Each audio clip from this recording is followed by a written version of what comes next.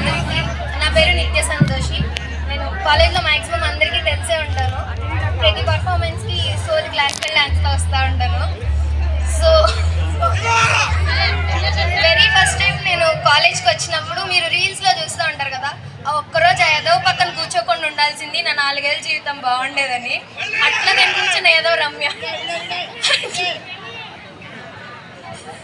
నాకు జాగ్రత్తలు మూవీ చూస్తుంటారు కదా, అందులో నవీన్ పోలిసెట్టి నేనైతే ప్రియదర్శి రమ్య ఇంకొక సుంతా.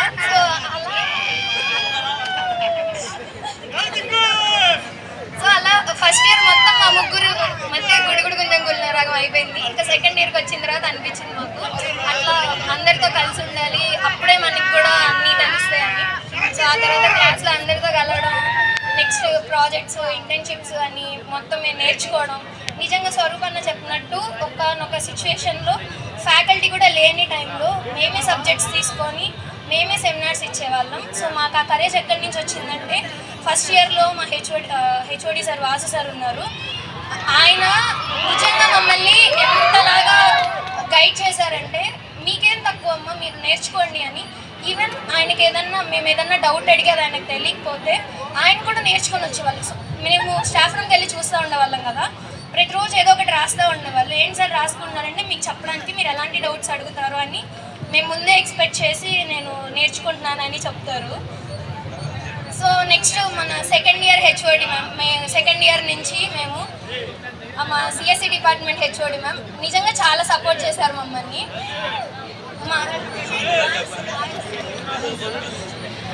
సో ప్రతి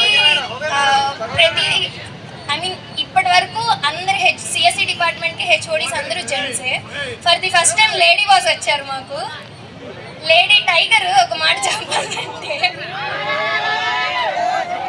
నిజంగా మా ఇయర్తో మేబీ మేడంకి అంత ఇంటరాక్షన్ లేకపోవచ్చు, కానీ థర్డ్ ఇయర్స్ మేడం ఉంటారు. నిజంగా థర్డ్ ఇయర్స్ అబ్బాయిలు వాళ్ళందరూ వాళ్ళ కొడుకులు అన్నట్టు అసలు చాలా చాలా అంటే చాలా బాగుంటారు. అందుకని ఒకసారి మా హెచ్ఓడి మేడంని ఒకసారి పైకి రండి మేడం. మా ఇన్ఛార్జ్ మేడం అసలు మెయిన్ భవ్య మేడం, సిఆర్టీ అసలు ఇవన్నీ కాదు. సిఆర్టీ క్లాసెస్ అప్పుడు మేము ఎవ్వరం కాలేజ్కి రాకపోతే రోజు 3 సార్లు అమ్మా ఇవాళ మీకు సిఆర్టీ క్లాసెస్ జరుగుతున్నాయి అమ్మా, మీరు కాలేజ్కి రండి, లేకపోతే కోఆర్డినేషన్ వేస్తామని బెదిరించి భయపెట్టి కాలేజ్కి తెప్పించారు మమ్మల్ని అందరినీ. అందుకని భవ్య మేడం కూడా ఒకసారి రండి మేడం. సో నిజంగా మాకు దొరికిన ఫ్రెండ్స్ ఎలా అంటే, ఒకనొక సిచ్యువేషన్లో కాలేజ్ మేనేజ్మెంట్తో ఫైట్ చేయాలంటే నా ఒక్కదాని కోసం మా క్లాస్ మొత్తం నా ఒక్కదాని కోసం 8:30 వరకు ఇక్కడే వెయిట్ చేశారు, ఇక్కడ బయట వెయిట్ చేశారు.